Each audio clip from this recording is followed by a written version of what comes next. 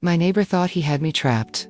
He reported my house to the city. He stood outside watching while an inspector walked around my property. And honestly, for a minute I thought I was screwed. Then the inspector found something my neighbor never expected. Something that turned his master plan into a complete nightmare. 10 days. That's all the city gave him. And when I saw the notice they handed him, I knew karma had finally arrived. But to understand why this was so satisfying, you need to know just how obsessed this guy was with making my life miserable. Before we jump in, if you've ever had that one neighbor who somehow makes everyone else's life miserable, hit that like button and subscribe. Because today's story is a masterclass in how arrogance, entitlement, and a big mouth can come back to haunt someone in the most satisfying way possible. Now let's get into it. 4 years ago, my wife and I bought what we hoped would be our forever home. It wasn't fancy. It wasn't some giant mansion, but it was ours. An older house with character, a quiet neighborhood, mature trees lining the street, flower beds, well-maintained landscaping, the kind of place where you imagine summer barbecues and peaceful evenings on the porch. During the entire buying process, everything seemed normal. The showing, the inspection, the appraisal, the city approvals. Nobody mentioned anything unusual, especially not the fence. Now, this fence wasn't some simple backyard divider. No. This thing stretched from the front corner of my neighbor's house all the way across his driveway and connected to the front corner of my house. It effectively blocked access to a narrow strip of my own property, about 30 feet long and 4 feet wide. At first, I didn't think much about it. The area was covered in grass. My neighbor mowed it. No one seemed concerned, so I figured there must have been some arrangement between previous owners. Life moved on. Then came November.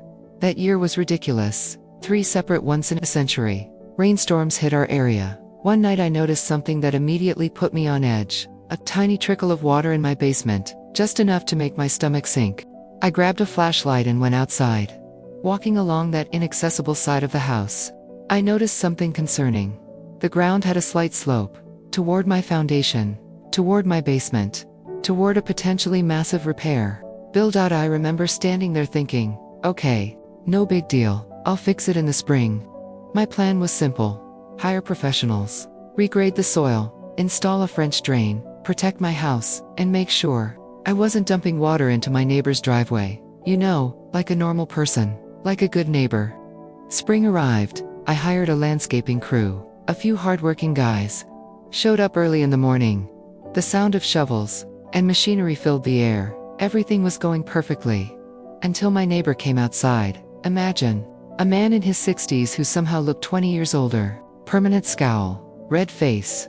The kind of guy who always seemed angry at something. He marched across his driveway and immediately started screaming. "What the hell are you doing on my property?" The workers stopped, confused. One of them politely explained they were performing drainage work for my house.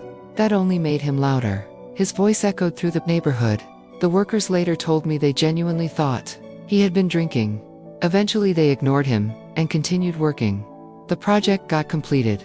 Beautifully. Fresh mulch. Proper grading. Everything looked fantastic. Problem solved. Or so I thought. The following year, I planted roses in the new flower bed. Beautiful red roses. The kind that instantly make a house look welcoming. Around the same time, I hired a yard cleanup company to refresh the landscaping. As soon as those workers reached that side of the house, guess who appeared? The old man. Again. Screaming. Again. This time he completely lost control. He started yelling that they were ruining his yard, demanding compensation, threatening people. At one point he even took a weak swing at one of the workers. Then he started shouting racial insults, calling them dirty Mexicans. The workers were white, which somehow made the entire situation even more bizarre. I walked outside. Immediately he turned his attention toward me. His fingers stabbed the air. His face twisted with rage. "You owe me money." "No, you ruined my yard." "No, I didn't." Then came the insult.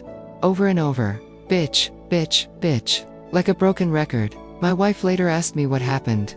I told her everything. We sat at the kitchen table, discussing options. Neither of us wanted conflict. Neither of us wanted drama. But we were tired, exhausted. Every interaction with this man became a battle. Finally my wife shrugged. "If he doesn't want anyone maintaining it." She smiled. "Then don't." And honestly, that sounded perfect. so we stopped. The flower bed remained untouched. The weeds slowly took over. By late summer, they were 4 feet tall, a jungle, and because of his fence, accessing the area was still a pain. I didn't care. He was the one looking at it every day, not me. Then spring arrived again. A wet spring, the kind that turns every weed into a monster. By early May, growth exploded. One Saturday I was mowing my lawn when I heard angry footsteps. I looked up, there he was, climbing over the fence, coming directly toward me. His face was already red. "When are you gonna clean this crap up?" I shut off the mower. The sudden silence felt heavy. I calmly replied, "When I can do it without you harassing me, or the people I hire." Wrong answer, at least according to him. His face practically vibrated with anger. "Bitch." Then again, "Bitch." Then again, and again, like he had learned one word, and built an entire personality around it. He added, "Lazy for variety." I simply shrugged. "Call the city." Then I turned away. That sentence would end up becoming the biggest mistake of his life. The very next day, there was a knock at my front door. Code enforcement. I opened the door, expecting the worst.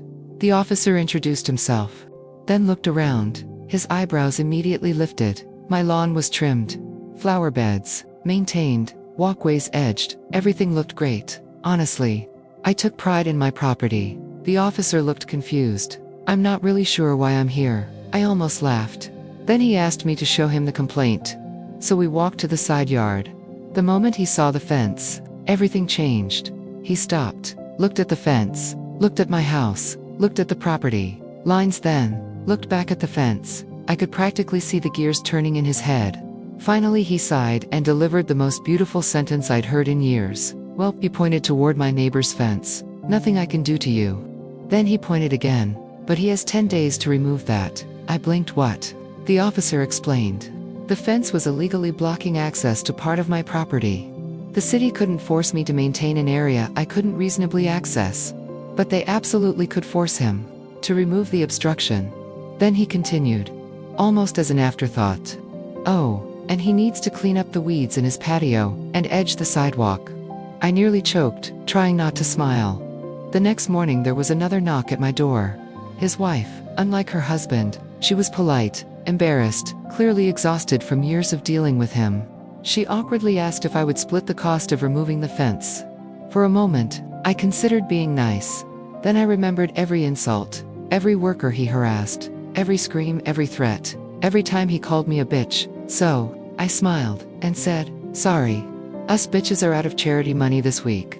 Silence. Absolute silence. She turned and walked away. The following days were glorious. Every morning, I heard tools clanging, metal rattling, heavy breathing. Complaining. Cursing. The old man was outside dismantling his precious fence, piece by piece. Under the hot sun. Sweating. Miserable. At one point, I heard him calling his children for help because the job was too much for him. All because he couldn't keep his mouth shut. All because he needed to control something that wasn't his. The irony was beautiful.